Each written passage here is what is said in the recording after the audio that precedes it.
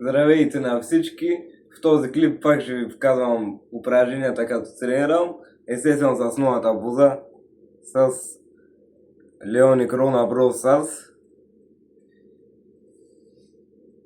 Ако не сте гледали клипа на Митко, който беше на Томпов Дамаск, веднага отивайте и го гледайте, не се ослушвайте. И също така, ако не сте гледали новия ми шорс, също можете и него да гледате. Ако ви харесват съдържанието и клиповете ми, които са на гейминг и подкастите като цяло, можете да се абонирате през вкон за канала и да харесвате клиповете.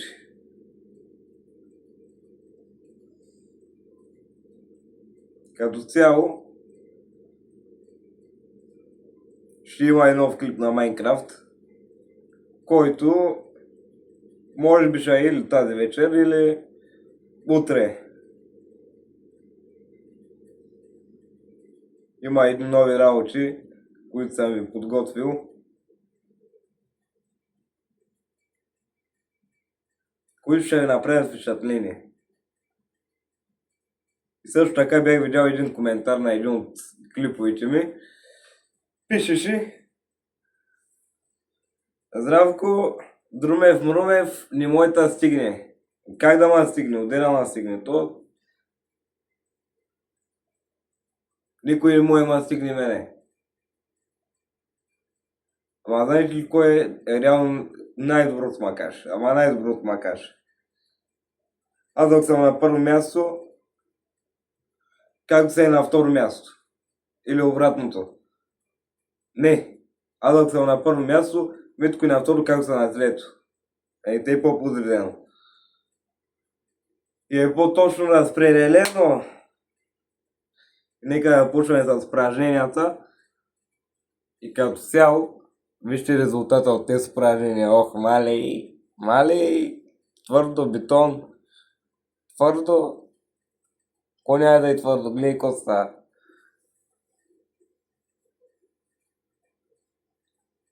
Мале, той като на 19 годишен направо. Имам тук там някои плочки, ама като цяло базово не са чак най-важните плочките, нали, да имаш тук коремни мускули. Ама като смисъл, като валя, като ходя по-бързо, се усеща тук как би се направя корема и общо взето и мускулите тук и пак стават плочки. Я гледай, че какво става тук. Нещо вижда ли са, аз не знам.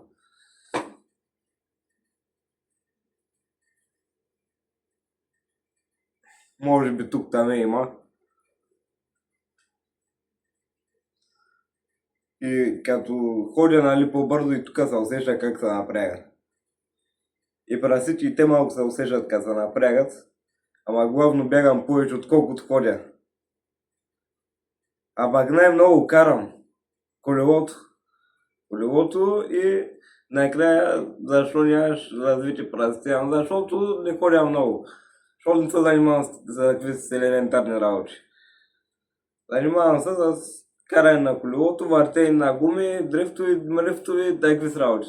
Общо взето просто и късане на гуми. И да е на всяка скорост до прекъсвач. Толкова много върти на всяка скорост, че направо и те са кандилка леко настрани. Наляво надясно и те. Да не си помислите уно и с нас простотия с числото 60 и колко. Само съм чул някой да напише той в чата. Ще му изстрия коментара. И като цяло, знаете, че си виждам редовно коментарите. Ама въобще не пия. Ама грам. Хич. Ама изобщо. Знаете, че си виждам редовно коментарите. И имаше един коментар, дето имаше един дед беше писал Winters, мисля, че беше. Или един друг. Не, един друг беше, няма значение. Беше писал един ден, че искал да бъде като мен или нещо от сорта на той. И си викам на акъла, то спай той.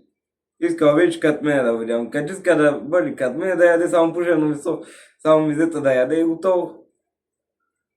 Ili suho sušeni me zeta je gotovo, to je to. Uglavnom za muskuli za jade meso kako nema spor.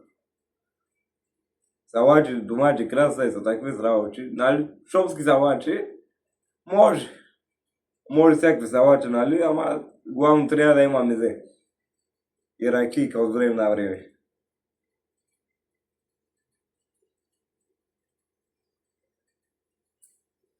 Между другото, какво ще да казваме? Да не се чуи, че ще забравя мисълта. Много бързо ми варят мисличи.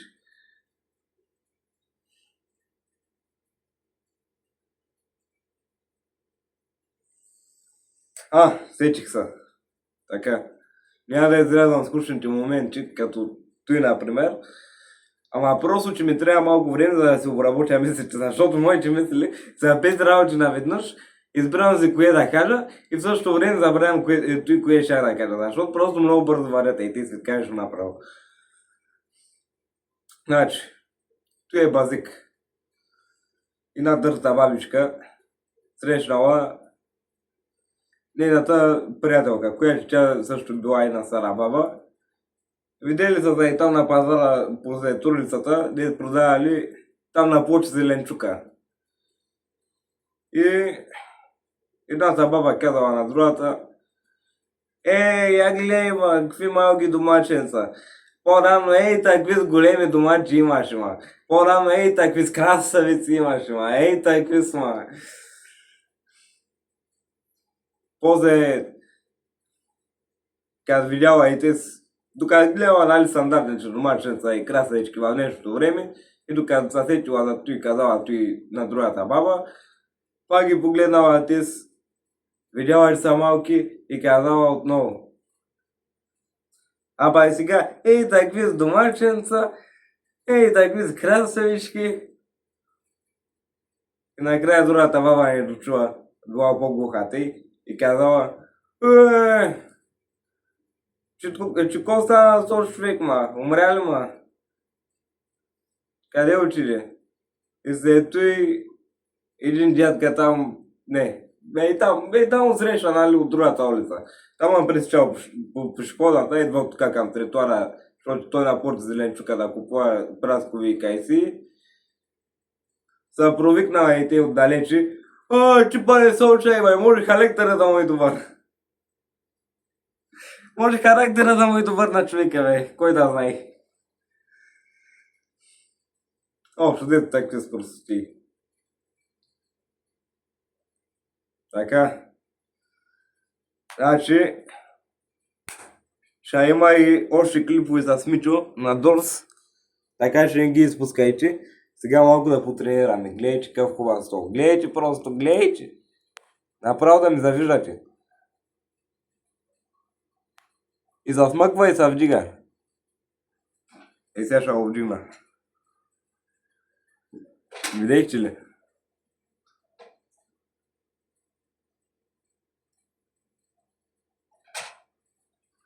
Сега да го подместим. Така.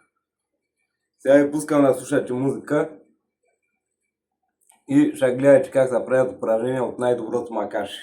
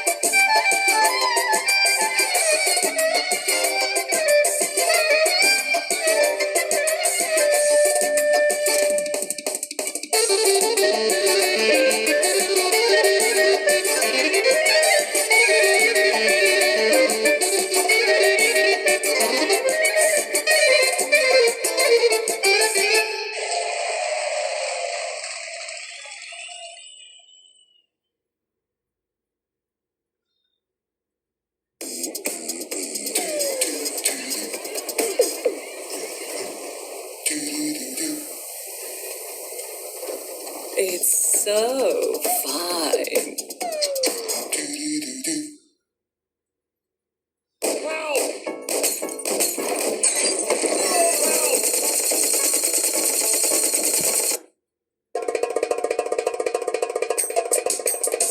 Шок и ужас. Това са на кути чучеците. Айде, рибки!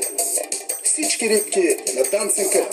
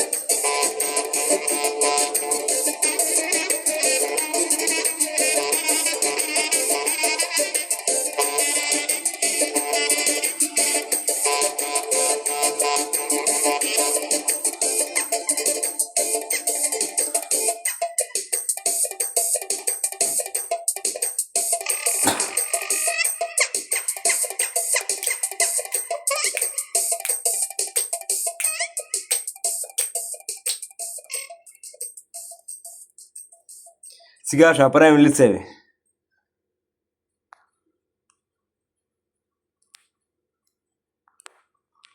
Знаеш, че няма да ги облечеш отново. Дай втори живот на дрехите си. Swear and Share от Remix. Изпрати.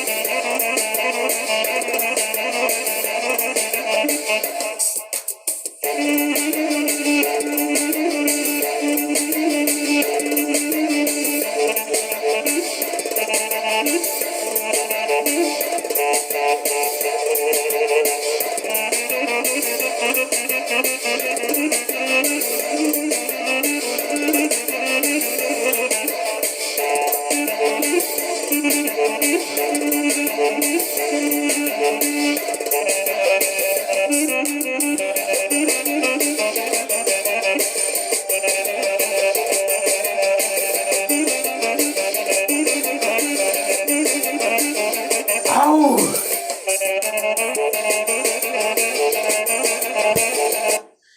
20 на един път. Не се да пак чак просто. Много се направят и тук те кокачетата. Отправи те на кокалчета. Ей тъй. Прекрасно! Великолепно! Между другото, за Гарджи, мисля, за Гарджи, както са и те разсечи, ей тъй, малко като едно друго нещо, мисля, че съм сечи за какво говоря. Ама, де факто, нещо ей тъй се правише. Смисъл, ей тъй както са че разсечи и ти пак да правиш лице. Тото и за Гарджи, и тук те за мускуличи. Я да видим, аз имам ли мускули на Гарджиче? Или те ми се струва нещо.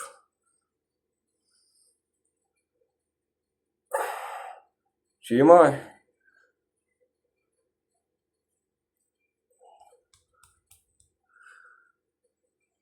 Добре.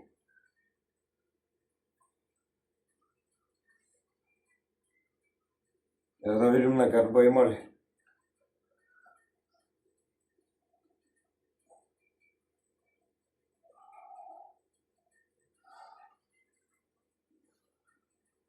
Като пригледам клипа ще видя.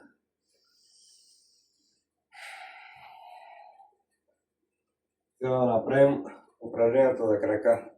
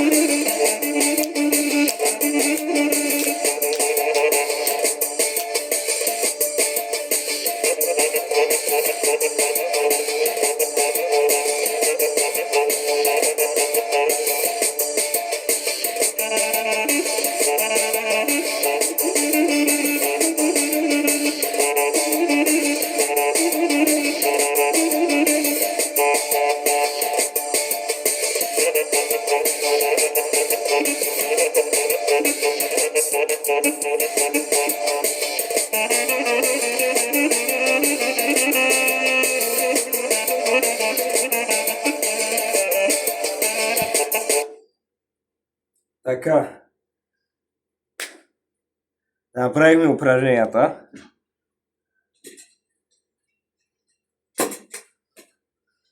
И между другото, бях гледал едни упражнения, които са за слагане на голямата ми гера.